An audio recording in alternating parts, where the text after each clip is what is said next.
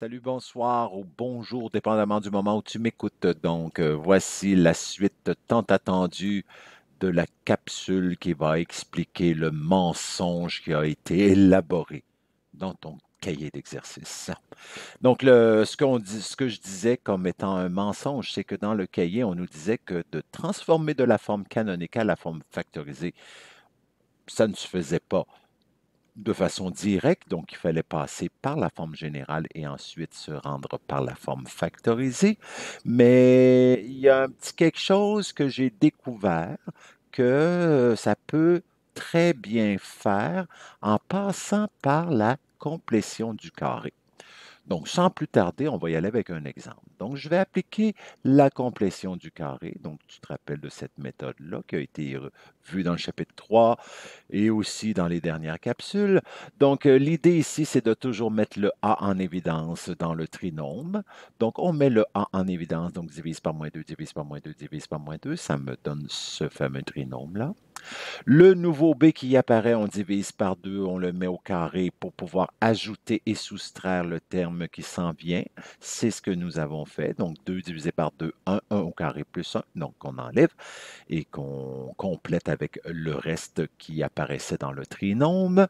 Ensuite, on s'aperçoit que ceci est un trinôme carré parfait, donc qui se factorise en faisant la racine carrée du premier terme, la racine carrée du dernier terme, le signe du b, entre parenthèses au carré. On associe moins 1 et moins 3, ce qui fait moins 4. Et rendu à cette étape-ci, c'est l'étape où on a la différence de deux carrés.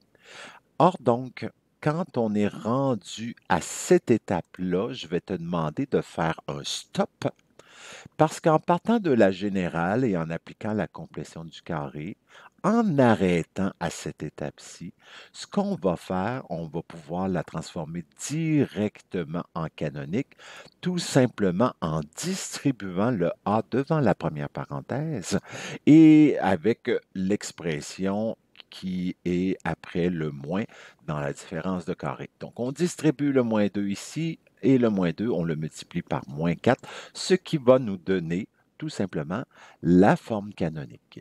Et ensuite, ben, nous pouvons poursuivre pour compléter avec la différence de carré. Donc, après avoir fait notre stop, on écrit la forme canonique et on revient ici pour la poursuivre jusqu'à ce qu'on ait la forme factorisée. Donc, à ce moment-là, ici, on sait que c'est la racine carrée avant, après. Donc, on a vu que c'était la parenthèse plus ou moins. Donc, racine carrée de 4, 2, 2, et voilà, on met le A devant et on fait du ménage là-dedans et on va obtenir la forme factorisée. Donc, pour transformer, on peut dire que de la générale, en appliquant la méthode de complétion de carré, on règle la canonique et on règle à la fois la factorisée. Donc, voilà que dans le tableau de transformation que tu as eu dans la dernière capsule, donc on va pouvoir partir de la générale et se rendre à la forme canonique. On peut y aller toujours avec le H égale moins B sur 2A, puis ensuite trouver le K. Mais on peut aussi y aller avec la complétion du carré. On fait un stop à la différence de carré et on fait la distribution du A, c'est-à-dire qu'on distribue le A sur le binôme qui est à l'intérieur. Donc, voici pour la générale, s'ajoute une nouvelle façon. Mais là, mystère, qu'est-ce qu'on va faire de la forme canonique vers la forme factorisée? Sans plus tarder, je reviens à l'exemple que nous venons de faire. Donc, rendu à cette étape-ci, quand tu fais le stop, ben, tu fais la distribution. En distribuant, ça nous donne la forme canonique. Mais si je pars de la forme canonique, je peux reculer à cette forme-là, c'est-à-dire l'opération contraire de la distributivité, c'est mettre en évidence.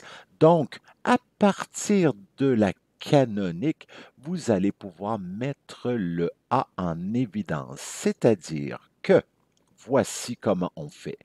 F de x égale, j'ai mis le moins 2 en évidence. J'ouvre une grande parenthèse. Alors, qu'est-ce qui va apparaître dans cette parenthèse-là? Donc, quand on fait une mise en évidence, c'est-à-dire qu'on prend Le premier terme, on le divise par moins 2 parce que c'est moins 2 que j'ai mis en évidence et ça va me donner ce qui va apparaître dans la parenthèse. Donc, évidemment, c'est moins 2 fois la parenthèse au carré divisé par moins 2. Le moins 2 va se simplifier et ce qui va me rester, c'est le x plus 1 au carré. Et évidemment, il y a le plus 8 qui est là, qui lui aussi va être divisé par moins 2 pour connaître le facteur qui va apparaître ici. Donc, 8 divisé par moins 2, ça me fait moins 4. Et ainsi, qu'est-ce que vous remarquez?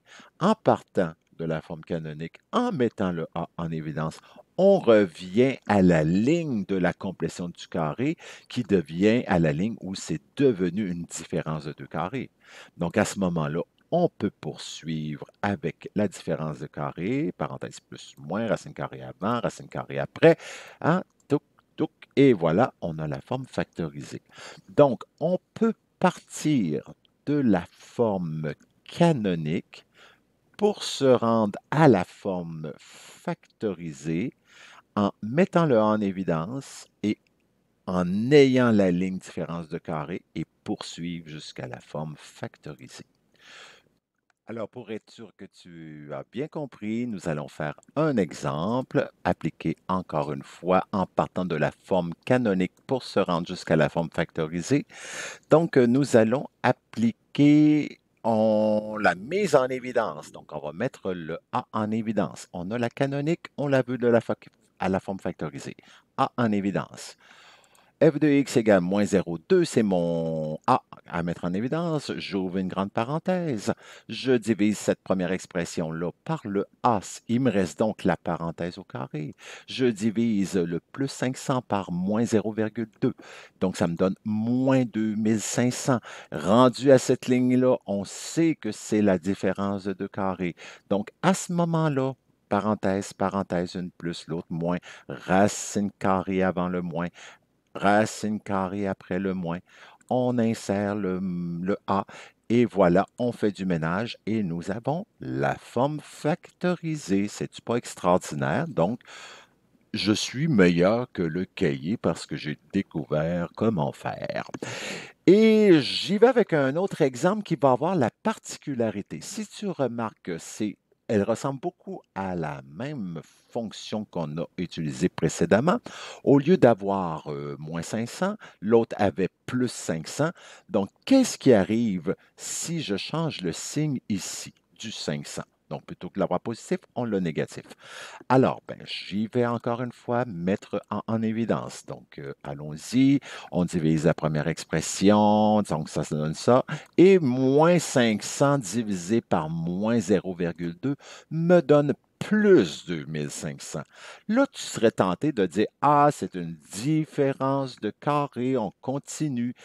Et non, ce n'est pas une différence de carré parce que pour avoir une différence de carré, ça me prend un moins entre les deux carrés. Si c'est une somme, ça ne se factorise pas, ça ne marchera pas. Donc, et je t'explique pourquoi. Allons voir le graphique de cette fonction-là. Bon, parce que le A est négatif, tu sais que c'est la babone en bas.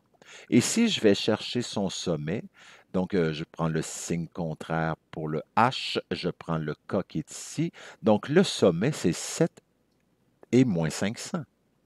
Et ce sommet-là, il est sous l'axe des X. Et comme la baboune est vers le bas, il ne croise pas, ma parabole ne croise pas l'axe des X. Alors, il n'y a pas de zéro. Donc, ce qui fait qu'on ne peut pas l'exprimer sous sa forme factorisée. Tandis que l'autre, on pouvait le faire parce que la baboune en bas et son sommet, qui était en haut de l'axe des X, parce que le sommet, c'est 7 et 500, donc croise à deux endroits l'axe des X. Donc, on a nos deux zéros, c'est-à-dire notre moins 43 et le plus 57. Rappelle-toi que pour trouver les zéros dans la forme factorisée, c'est toujours le signe contraire. Donc, comme ici, on n'a pas de différence de carré, mais une somme, cette fonction n'a pas de zéro, pas d'abscisse à l'origine, elle ne peut donc s'exprimer sous la forme factorisée.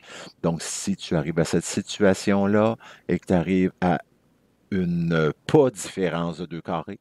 Alors, tu arrêtes ça là pour dire que ne s'exprimera pas sous la forme factorisée. Et voilà, donc dans le tableau, on peut rajouter cette étape-là de la générale à la forme canonique. Là, on fait la CDC stop à différence de carré et on distribue le A. Et maintenant, tu sais que la forme canonique peut aller directement à la forme factorisée en mettant la mise en évidence du A et ensuite en effectuant la différence de 2 carrés, évidemment, si on peut la faire, donc si notre fonction a des zéros.